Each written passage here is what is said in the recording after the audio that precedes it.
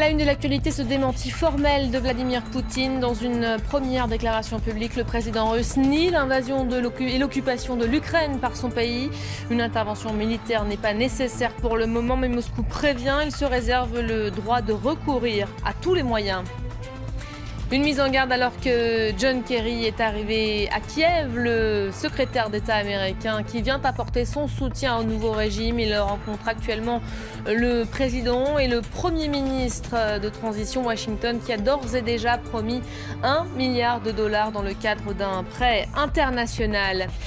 Et puis Singapour ravit à Tokyo la première place des villes les plus chères au monde. Le Conseil économique Intelligence Unit vient de publier son nouveau classement. Paris, de son côté, remonte de 6 places vers le haut. La capitale française qui occupe désormais la 2e marche du podium. Vous regardez France 24, bienvenue dans ce journal. Son intervention était attendue depuis des jours. Vladimir Poutine a finalement pris la parole à la mi-journée. Une première intervention publique depuis les derniers événements Crimée. Le président russe a nié toute intervention de ses troupes en Ukraine avant de prévenir la Russie pourrait y envoyer ses soldats. Inès Olagaray.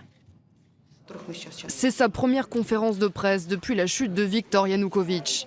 Et Vladimir Poutine n'a pas mâché ses mots.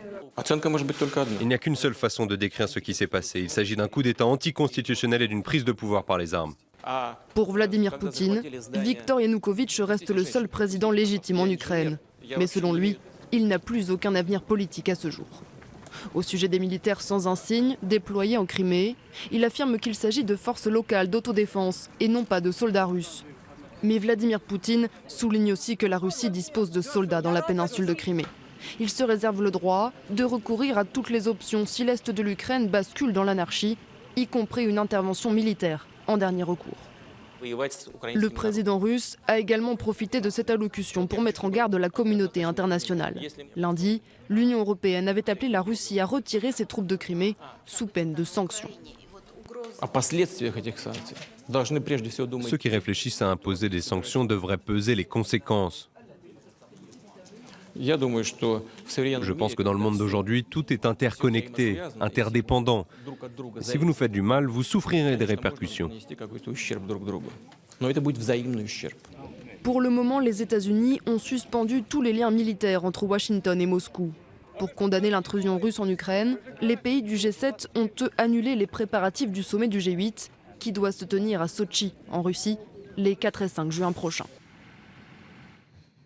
Et c'est dans ce contexte que l'Ukraine reçoit aujourd'hui John Kerry, le secrétaire d'État américain qui a atterri tout à l'heure à l'aéroport de Kiev.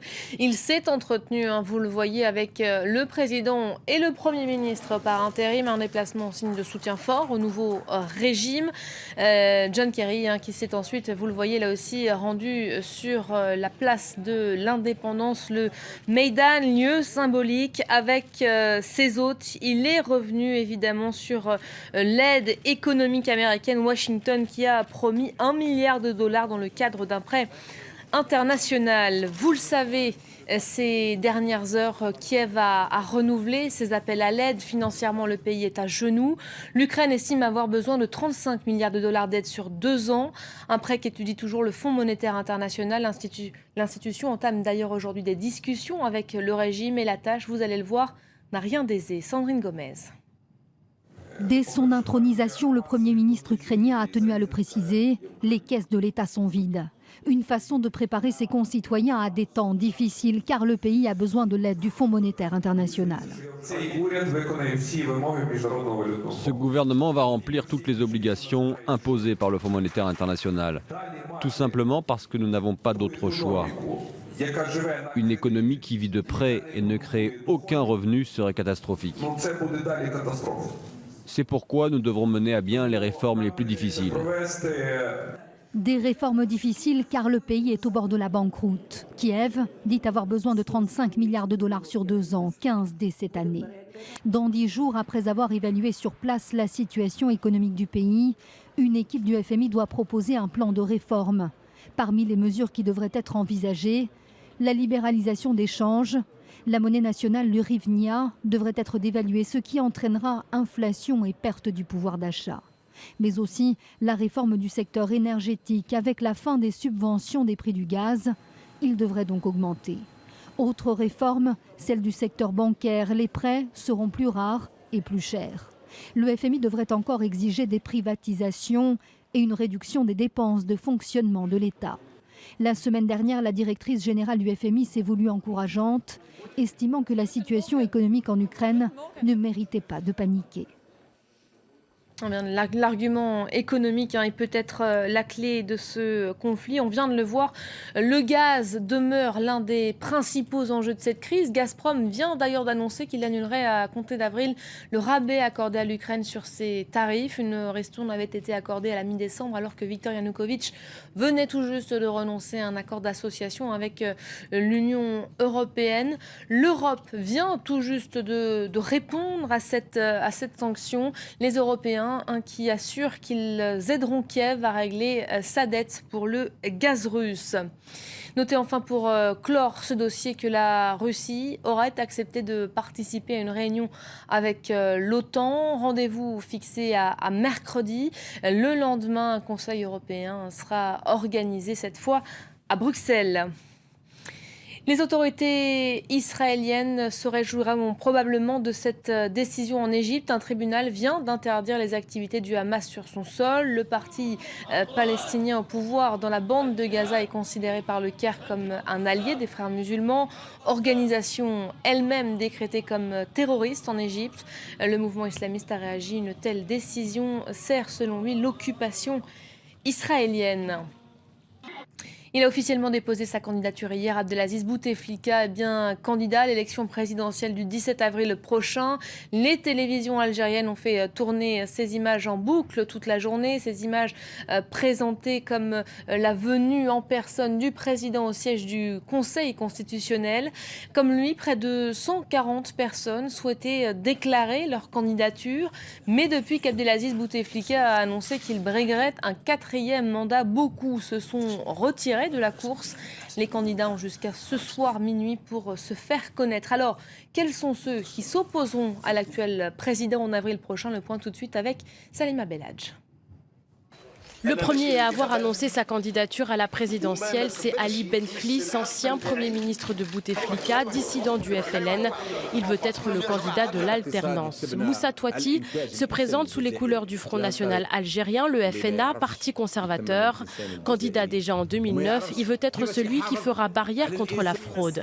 Ancien boumédiéniste, Ali Zagoud, président du Rassemblement algérien, il s'est fait remarquer en décembre dernier sur un plateau télé car il ne savait pas combien coûter 1 kilo de pommes de terre. Le plus jeune des candidats, c'est Abdelaziz Belaïd, 50 ans. Il se présente sous les couleurs du Front El Moustakbel, parti qu'il a lui-même créé en 2012.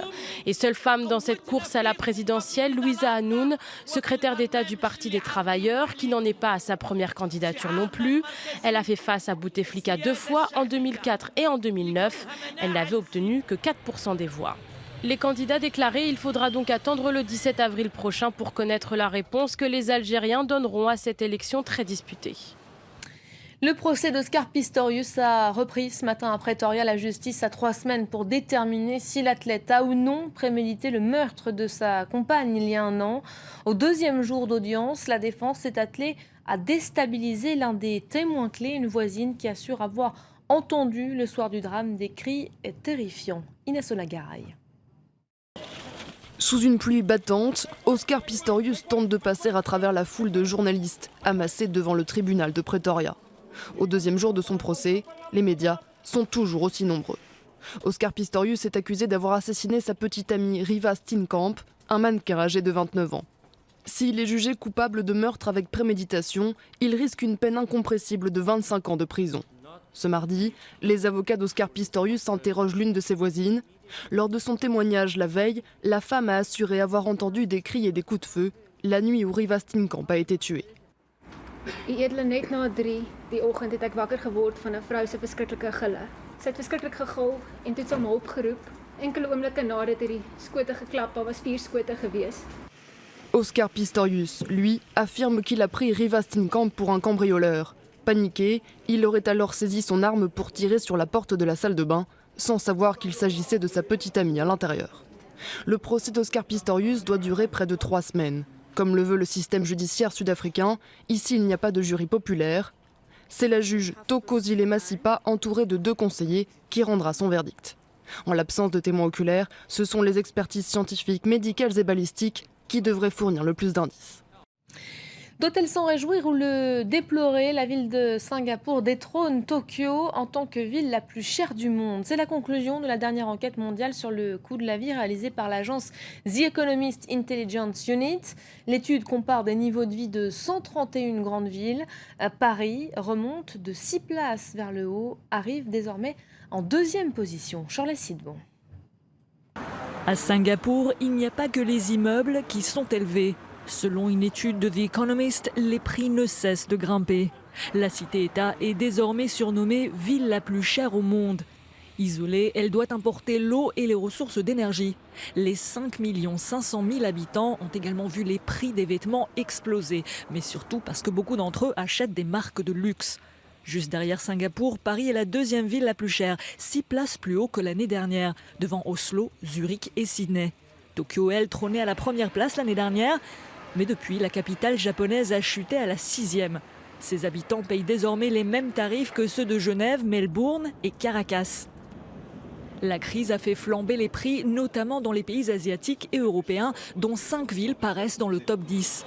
À l'autre extrémité du tableau, Bombay, Karachi et New Delhi sont devenues les villes les moins chères au monde. S'il faut trouver un record pour New York, c'est d'être la ville la plus chère d'Amérique du Nord, mais globalement, elle n'est que 26e. Paris, elle, doit son classement notamment au niveau élevé de l'euro, au prix de l'essence et à ceux des loisirs. Par contre, le vin y est moins cher qu'ailleurs. C'est la conclusion des experts qui ont fait une petite moyenne entre grands crus et vins de table bon marché.